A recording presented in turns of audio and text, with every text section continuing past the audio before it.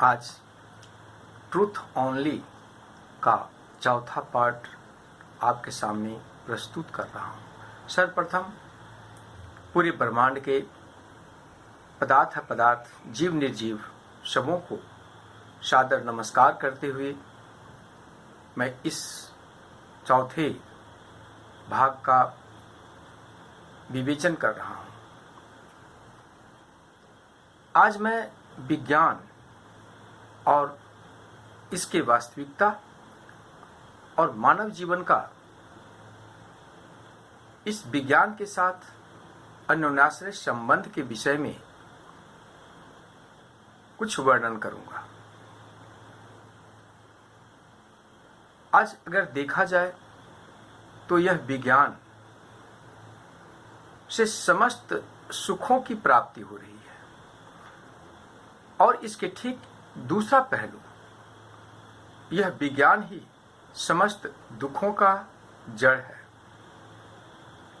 आज मानव अपने शरीर से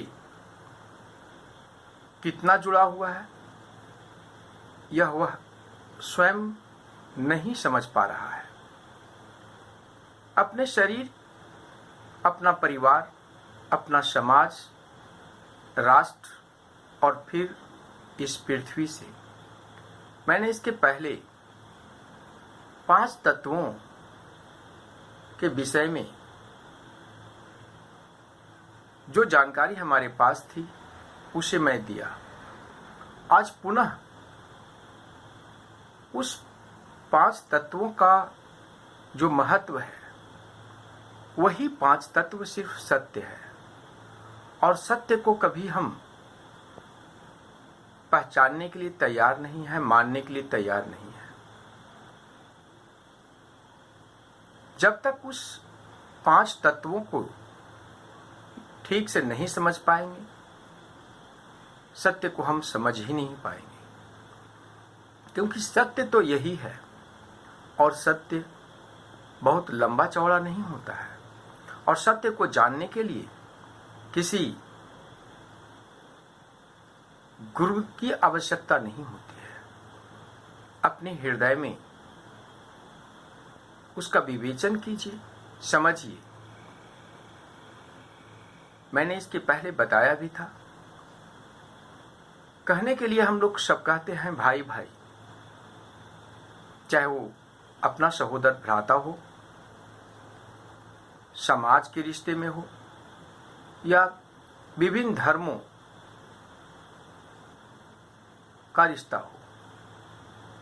सब कुछ सिर्फ कहने के लिए आज रह गया है। अगर देखें तो अपने सहोदर भ्राताओं में क्या भाई का संबंध है, और अगर है तो कितने प्रतिशत इसे निभा रहे हैं और सही संबंध है, इसका उत्तर भी मैं आपको दे रहा हूं। 1 लाख जनसंख्या के अवलोकन करने के बाद एक व्यक्ति भी नहीं अपने उस संबंध को निभा रहे हैं ना समझ रहे हैं। सब कुछ ये देन विज्ञान का है। विज्ञान ने हमें इतना भौतिकवादी बना दिया है कि आज अपने खाने का स्वाद तो हम ले पा नहीं रहे हैं और समस्त बीमारियों का जड़ भी यही विज्ञान है। अगर इस विज्ञान से बीमारियों को हम दूर भगाते हैं तो यही विज्ञान समस्त बीमारियों को हमारे शरीर के अंदर पहुंचाता भी है। यह एक कटु सत्य है, लेकिन आज हमारे समस्त मानव समाज इस विज्ञान को ही महत्व दे रहे हैं।